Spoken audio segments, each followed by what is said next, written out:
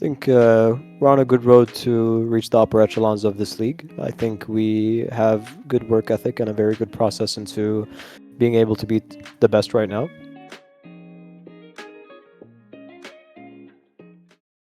Hey guys, this is Paige. I'm back with a brand new interview again covering VCT EMEA Kickoff. I'm here accompanied by Saif of Team Vitality, who just came off of a 2-0 win over Gentlemates in their opening series of the competition. So, Saif, like I said before, thank you so much for taking the time. I'm gonna start off with the generic stuff. New year, new team, new you. Um, what's this experience like, for you finally getting your first official match in with a new team and being surrounded with a new lineup? So what's that like for you right now? Feels really good. I mean, learning how other people see the game and getting to also teach other people what's good and what works when you reach tier one, and how you can just variate your gameplay in different ways so you can always improve. I feel like it's nice being in a group like that. Yeah, and it's such a and it's also such a nice way to do that with a win over a Gentlemates. And so, of course, diving into the series, of course, 2-0, there was moments in which it looked as though the series was going to go a different avenue, as in, Gentlemates being giving up a much better showing, but they couldn't match up the pace that you guys set forth in the latter stages of map one and then obviously map two. And so, taking a look at that series, what do you feel was the biggest challenges that you've seen out of Gentlemates, given the fact that they are the one team that ascended to VCT EMEA from last season? I mean, they play very compact. They play together. They try to play the whole map, which becomes a little hard if you're kind of static and you don't control a lot of space. So I mean, they made it annoying for us. Obviously, Euro is always like hard to play against first time you see it because you don't know what they will do with the Euro. You don't know where they can go or what space they want to take or something silly happens. So yeah, obviously, I mean they're cooking pretty hard. I think they're gonna get really good during the season. It's just for us it was a slow start. Obviously, the game went other way at some points, but I don't think we were so worried about that. We were more thinking about what's actually objectively happening inside the game and how we resolve that. What do you think made the difference in this encounter that made it possible for you guys to then take the dub at the end of the day? I feel like my boys forgot that they're better at shooting at some point. I just told them, like, guys, it's good that we're following our theory. It's good that we're doing the things we planned, but at the same time, you realize that they're just walking up into certain spaces where you can instantly fight back, and it's not like they're going to be any better than you. It's just you have to dare take those duels, and instantly after that, we started doing the right things, and we ended up ahead. Of course, and at the end of the day, and at the end of the second map, three of your new teammates finished at the top of the kill leaderboard, them being your IGL sender and then Runner and Kicks. Runner and Kicks, of course, the two young people that joined Vitality in their own right, in addition to yourself. And so, taking a look at as to your integration with Vitality coming in to the team from Team Liquid, how has it been the process? What kind of challenges would you say have you been able to experience and also work through when you're going through that process in your new team so far this season?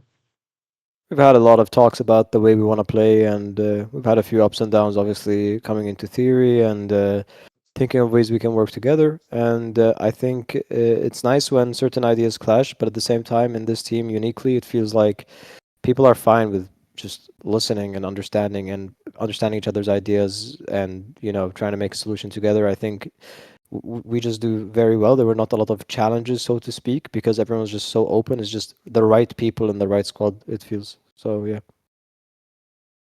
How does it compare with what it was in TL? Because I mean, of course, that kind of thing when it comes to butting heads and challenging ideas with other teammates has been well documented so far this past season when it comes to looking at TL for 2023. So how different has it been comparing this team with your previous one? I mean, everyone's willing to work together. Everyone's willing to compromise as well and find good solutions with each other. I'm not saying that Liquid didn't do that. I think we were along on the same idea quite well. We ended up on the same idea regardless of which. We respect the hierarchy or however it is. It's just in this team specifically, it feels like we genuinely try to find solutions within solutions, and we just come forward to the best idea, and no one feels hurt, and that's fine. So I'm just, yeah, just really happy to be here. Of course, of course. And taking also another look into yourself, Safe. You're in a different role. You're in a much more supportive type of role.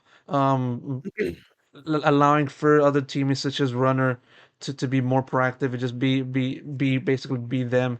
And how's it been just transitioning to this new role compared to when you were a duelist in Team Liquid, and also in a way we're playing as a sentinel in Guild.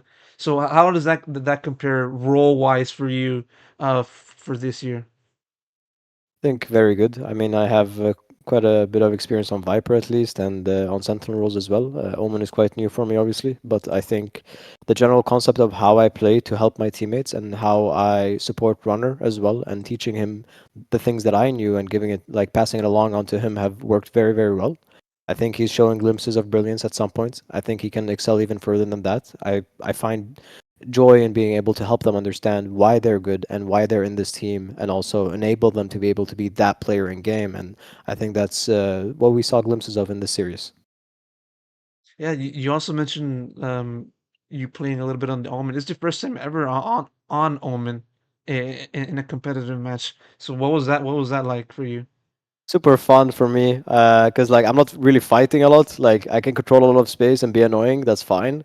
But like the blinds did so much work. Like I love having that blind and just being able to know where to put it, and knowing that runner understands as well what I want to do with my util and what he like how he can play off of it. It just feels like some nice like bounce gameplay, and I get to assert a lot in retakes. I get to assert a lot in post plans, saying this will happen now, this will happen now, which feels really good because then everyone I can clock everyone in on the same page, and I have a lot of control, even though it doesn't seem like you need to kill a lot of people. It's more like I have a lot of control in what's actually happening on the map, theoretically on the server, and how we play together is just not visible from the outside. Um, when it comes to you playing different roles and just being versatile in general, do you feel your focus changing as it relates to the kind of output you make to the team in given matches? Yeah, 100%. I mean, it changes a lot depending on the role you're on. Obviously, like sometimes you're less in control of certain situations, and sometimes you're more in control.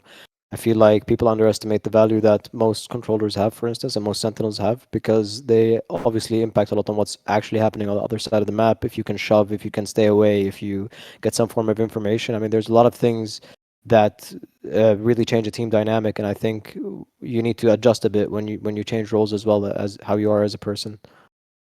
Mhm.